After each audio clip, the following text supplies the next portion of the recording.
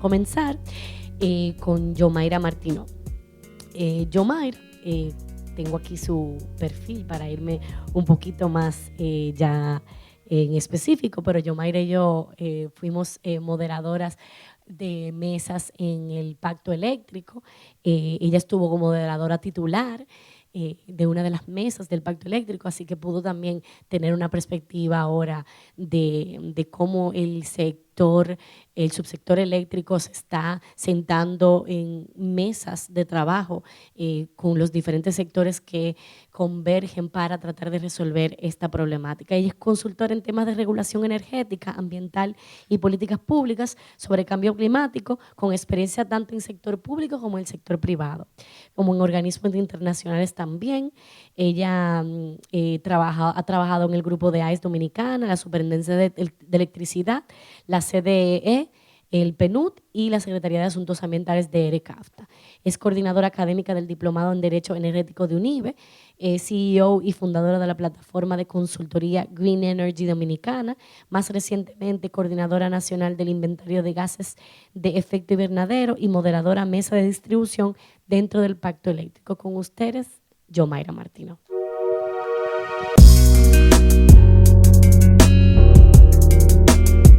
Buenas tardes. Este panel representa para todos un gran reto.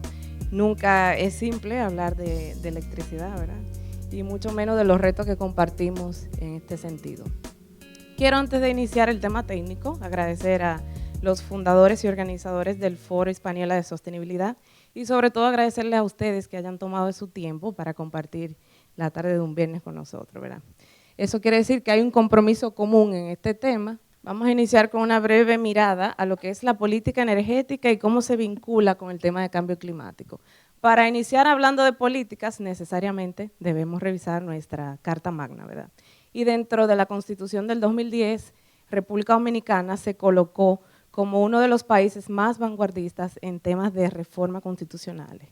En ese sentido, aquí hay algunos principios que yo quise resaltarle. Por ejemplo, además de temas clásicos como la propiedad de los yacimientos de hidrocarburos y el tema del uso eficiente de los recursos naturales, se incorporan elementos innovadores como es la promoción desde la Constitución del uso de tecnologías limpias y del uso de fuentes renovables. Asimismo, también hace una marcada llamado de atención a que el crecimiento económico de la República Dominicana debe hacerse basado en lo que es la sostenibilidad ambiental.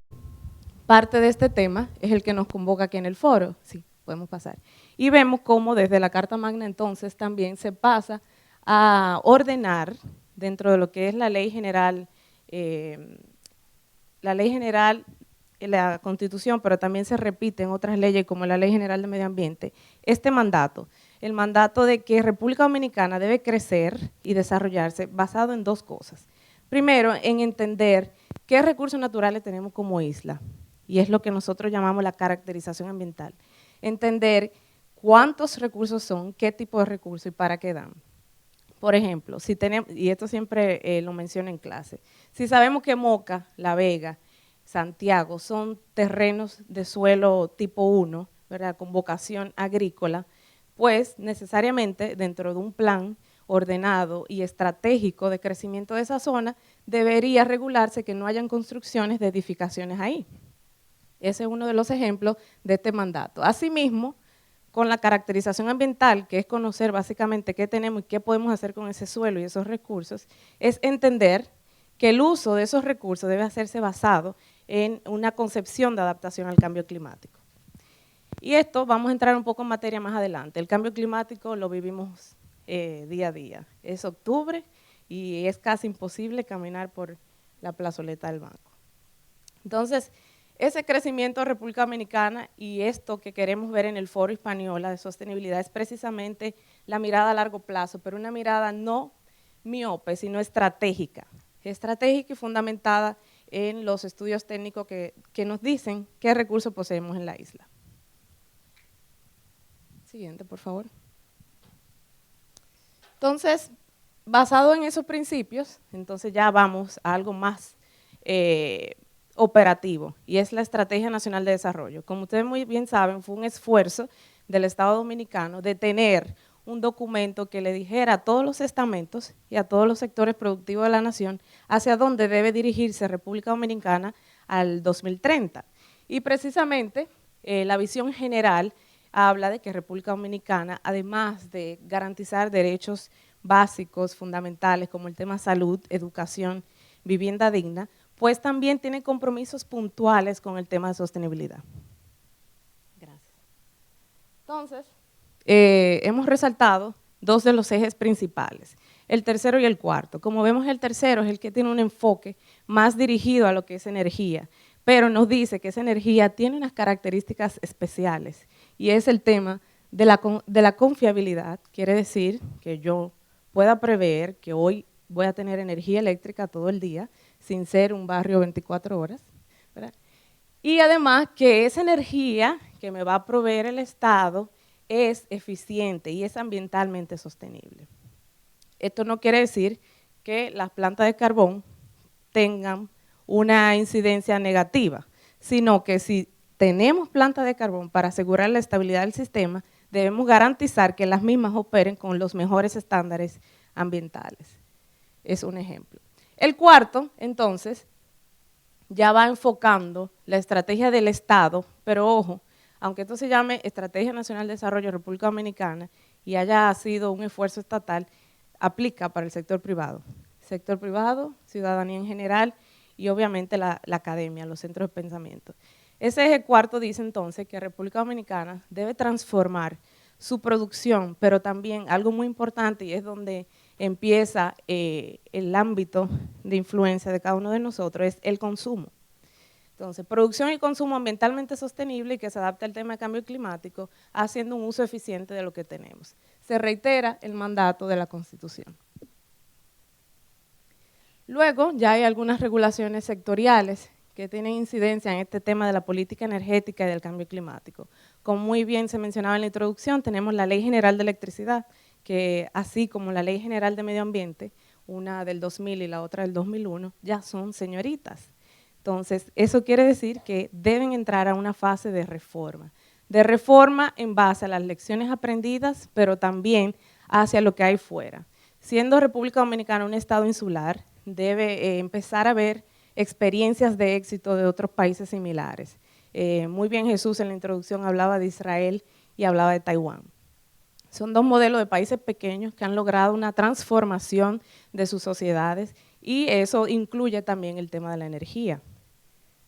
Asimismo, se mencionaba la ley de incentivo a las energías renovables. Siendo un poco más reciente, del 2007, también evidencia que hay una gran oportunidad de mejora de su contenido. Hay una oportunidad de desglosar aspectos como es, por ejemplo, el uso de biomasa. Hay decretos, hay reformas recientes que van vinculando el tema de la energía a lo que es reducir los gases de efecto invernadero. Como ustedes saben, son 6 gases de efecto invernadero, dentro de lo más conocido, metano y dióxido de carbono, y en su mayoría es la actividad humana la que lo produce, ¿verdad? Ya sea nuestra actividad de alimentarnos, de transportarnos, de vestirnos, por ejemplo. Entonces se crea en el 2008 ese consejo. El consejo, como las estructuras regulares de cualquier entidad consultiva especializada, pues la componen muchos ministerios. Dentro de esto está el Ministerio de Medio Ambiente, Energías y Minas, Hacienda, MEPIT, entre otros. Eso quiere decir que ese tema es transversal a todo el aparato público y por tanto cada instancia que conforma ese consejo que le da vida debe hacia sus planes institucionales transparentar, implementar y acoger indicadores vinculados al tema de cambio climático. Hay 2 reformas, la reforma fiscal para la sostenibilidad y reitera el tema de desarrollo sostenible, hizo una serie de reformas a los beneficios de energías renovables que vamos a conversar un poco más en la discusión, y el tema de la ley de gestión de riesgo. Ustedes dirán, bueno, ¿y qué tiene que ver el riesgo de desastre con todo lo que estamos hablando? Pues sin lugar a dudas, la estabilidad, la confiabilidad del servicio público de electricidad depende mucho de la calidad y del mantenimiento de las infraestructuras. Es por eso que es necesario, para proveer ese servicio confiable, seguro y universal, pues que también se tome en cuenta esta regulación. La actualidad, se ha mencionado, estamos al cierre de la tercera fase, que fue donde las mesas de trabajo del Pacto Eléctrico, o más bien la reforma para el sector eléctrico, pues conoció en 6 mesas de trabajo todas las propuestas que vinieron desde el pueblo. Se levantaron en consulta nacional en todo el territorio dominicano y eso fue un gran choque para los que componían la mesa. Decían, bueno, pero que aquí hay propuestas desde que los políticos son unos ladrones hasta que incorporen este motor que yo diseñé en mi casa. Entonces, había de todo. Y cada mesa tuvo la encomiable tarea de depurar y leer y conocer cada una de esas propuestas que vino del pueblo. Además de la consulta en el territorio, también, como ustedes bien saben, estuvo habilitado un portal web y las redes sociales para recibir este tipo de propuestas. La promulgación de una política nacional de cambio climático es el hito más reciente, fue del 22 de septiembre, a propósito de la participación del presidente Medina en la Asamblea General de Naciones Unidas, donde, además de tocarse el tema de los retos comunes que tenemos con la reducción de emisiones de los gases de efecto invernadero, pues también se aprobó los nuevos objetivos de desarrollo sostenible, dentro de los cuales sigue siendo el tema del acceso a la energía y de acción para reducir el tema de cambio climático, 2 de los objetivos esenciales de esos 17 nuevos objetivos. Ustedes dirán, bueno, ya no hubo objetivos del milenio en el 2000. Pues sí, ciertamente está la evolución de lo que en aquel momento, con la cumbre del milenio, se plasmó como la agenda mundial. Sin embargo, a partir de ahora, los países en esa Asamblea General de Naciones Unidas, además de adoptar los Objetivos de Desarrollo Sostenible, también adoptan una agenda de desarrollo post-2015 y hasta el 2030. En muchas cosas, eso que se aprobó en la Asamblea General de Naciones Unidas, pues ya estaba contenido en la Estrategia Nacional de Desarrollo, lo cual quiere decir que República Dominicana sí es vanguardista en sus temas de diseño de políticas públicas. Luego vamos a hablar de cumplimiento.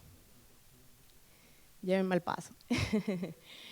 Hay otra herramienta de política pública, hay otra herramienta operativa que son los compromisos nacionales determinados de las contribuciones que vamos a hacer como país a la reducción de esas emisiones. Como ustedes saben, en diciembre se llevará a cabo la reunión de la Conferencia de las Partes número 21, la llamada COP21.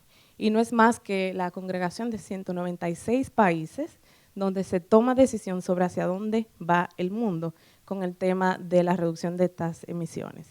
Eso significa que el sector eléctrico debe estar atento, muy atento, porque a partir de diciembre hay compromisos concretos. Por ejemplo, República Dominicana, en esa INDC, por sus siglas en inglés, se compromete a reducir un 25% las emisiones. Eso quiere decir que ya el lunes va a estar don Radamés y Milton hablando con sus actores clave y diciendo, señores, hay que empezar a reducir.